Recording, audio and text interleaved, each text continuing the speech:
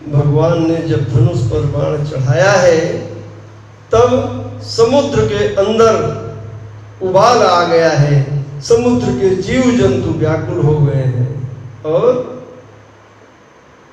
समुद्र कनक धार भरी मणिगण नाना विप्र रूप आयो तजिमाना। समुद्र ब्राह्मण का रूप धारण करके थाल में विभिन्न प्रकार के मणिमाणिक के रत्न लेकर के हाजिर हो जाता है। काकभुसुंडी जी कह रहे हैं, हे गरुड़ महाराज, काटे ही पे कदरी भरे कोटि जतन कोशिश विनय न मान खगेश सुनु डाटे ही पे नौनी। केला एक बार फल दे दिया तो दोबारा वो फल नहीं देगा चाहे जितना संचो। और दुष्ट कितनी भी विनम्रता से प्रार्थना कर लो वो नहीं मानेगा, वो सिर्फ डंडे से ही मानेगा। समुद्र प्रभु के चरण पकड़ लेता है और कह रहा है कि प्रभु मुझे क्षमा कीजिए, और बता रहा है कि गगन समीर अनल जलधरनी इन कई नाथ सहज जड़ करनी क्षिति जल पावक गगन समीरा। इसका मतलब ये हुआ इन पांचों तत्वों की जो सोच है, जो कार्य है, जो पैटर्न है, तरीका है, वो जड़ प्रवृत्ति का है। और इन पांचों तत्वों को क्यों कहा गया गगन समीर अनल जलधरनी? क्योंकि इन्हीं पांचों तत्वों से हमारा शरीर बना है। तो इन पांचों तत्वों की प्रवृत्ति जड़ की है तो हमारी प्रवृत्ति भी जड़ की ही होगी। और कह रहा है आगे कि आपकी प्रेरणा से माया ने सृष्टि के निर्माण के लिए इन सब को उत्पन्न किया है। आपकी आज्ञा से जो जहां जैसा भी है सुख को प्राप्त कर रहा है। प्रभु ने बहुत अच्छा किया, मुझे शिक्षा दी। प्रभु भल कीनी मोहि सिख दीनी मर्यादा पुनि तुम्हारी कीनी। रामचरितमानस की जिस चौपाई पर सबसे ज्यादा लोग उंगलियां उठाते हैं, मैं उस चौपाई का वर्णन करने चल रहा हूं। इस चौपाई के बारे में कोई भी बोलने को तैयार नहीं है। अगर पूछा भी जाता है तो मानस मर्मज्ञ जो आजकल बहुत बड़े आसन पर बैठ करके कथा पंडालों में प्रवचन करते हैं, तथा कथित सुखदेव श्री 1000 क्या श्री 1008 ये लोग भी बताते हैं। मैं अपने अल्प ज्ञान से प्रयास कर रहा हूं कि लोगों को मेरी बात समझ में आए। ढोल गंवार शूद्र पशुनारी सकल ताड़ना के अधिकारी। ताड़ना शब्द पर मैं सबसे पहले जाऊंगा। ताड़ना का अर्थ लगा लिया जाता है प्रताड़ित करने से, पीटने से, और है भी। ऐसा नहीं कि ताड़ना शब्द का ये अर्थ नहीं है, लेकिन एक ही शब्द के पर्यायवाची भी होते हैं, एक ही शब्द के कई अर्थ भी होते हैं। और इस ताड़ना का जो अर्थ मैं समझ पा रहा हूं वो देखभाल करने से। कहते हैं ना कि तो थोड़ा सा ताड़े रहना भाई। हमारी अवधी भाषा में कहा जाता है, अगर कोई आदमी कहीं बाहर जा रहा है, उसका बच्चा है या जानवर है, तो आदमी कह देता है भैया ताड़े रहा तनिगे, कतो मुर भागे न पावेंगे दे दे जानवर के हमरे तनी ताड़े रहा। ताड़ने का मतलब है देखभाल करने से। ढोल देखभाल नहीं करेंगे, उसको जब डोरी चढ़ानी है तब चढ़ाएंगे, जब उसको ढोल को ढीली करनी है तब ढीली करेंगे। पशु है, उसको रस्सी से बांधेंगे, चारा देंगे, पानी देंगे। ताड़े नहीं रहेंगे, किसी के खेत में घुस जाएगा तो फिर क्या होगा? किसी को मार देगा तो क्या होगा? गंवार है अगर घर में कोई जिसको बुद्धि ज्यादा नहीं है, इतनी समझ नहीं है कि क्या करना चाहिए क्या नहीं करना चाहिए, किसी से विवाद कर लेगा तो स्थिति क्या बनेगी? शूद्र है, अब शूद्र पर सबसे ज्यादा ऑब्जेक्शन शूद्र और नारी, इन दो पर लोग उठाते हैं कि भाई नारी को काहे को ताड़े रहोगे भाई? क्या नारी अपने को ताड़ नहीं सकती है? शूद्र अपने को ताड़ नहीं सकता है। शूद्र से मतलब है जितने भी लोग सेवा कार्य द्वारा अपनी उदर पूर्ति करते हैं, अपने परिवार को पालते हैं, यानी कि नौकर, किसी भी जाति का व्यक्ति हो, जाति से यहाँ पर संबंध नहीं समझना चाहिए।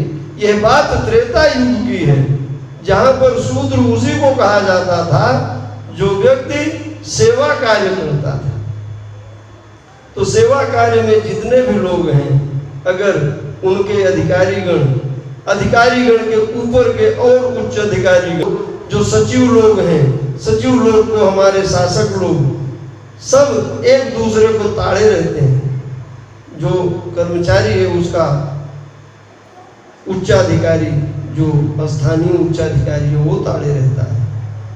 इसी तरीके से एक पद सोपान की श्रृंखला में, इसी को भाषा में समझा जाए सरल भाषा में तो इंस्पेक्शन कहते हैं। निरीक्षण करने आते हैं उच्चाधिकारी लोग। काहे का निरीक्षण करते हैं? हमारी सतर्कता का, हमारी कर्तव्य निष्ठा का, हमारे क्रियाकलापों का, कि हम क्या कर रहे हैं। जो मैं समझ रहा हूं, अगर किसी को ऐसा लगता है कि मैं गलत समझ रहा हूं तो मुझे क्षमा करें। कह रहा है समुद्र कि आपकी जैसी आज्ञा होगी मैं वैसा ही करूंगा। उसकी बातों को सुन करके प्रभु कह रहे हैं कि जिस तरीके से सेना समुद्र के पार चली जाए तुम वो तरीका बताओ। अब एक सवाल जो उठना चाहिए, आज तक किसी ने उठाया या नहीं उठाया मैं नहीं जानता,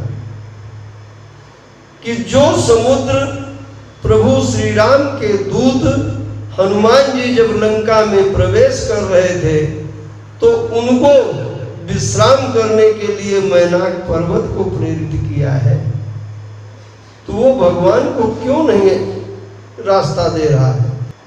भगवान को क्यों बाण का संधान करना पड़ा? उसने इतना इंतजार क्यों किया? वो पहले ही रास्ता दे देता। इसका उत्तर आगे मैं बताऊंगा। उसने रास्ता बताया है कि प्रभु आपके यहाँ दो बंदर हैं जो जिस पत्थर को छू लेंगे वो समुद्र के जल पर तैरता रहेगा, और इस प्रकार आप पुल का निर्माण करवाइए, सेना पार हो जाएगी। प्रभु ने पूछा है फिर इस तीर का क्या करें जो मैंने धनुष पर चढ़ा लिया है? अब इसे वापस हम ले नहीं सकते। तो वो कह रहा है कि यही सर मम उत्तर तटवासे, यही सर मम उत्तर तटवासे, हतहुनाथ कलन अघरासे, सुनी कृपाल सागर मन पीरा, तुरत ही हरि राम रणधीरा।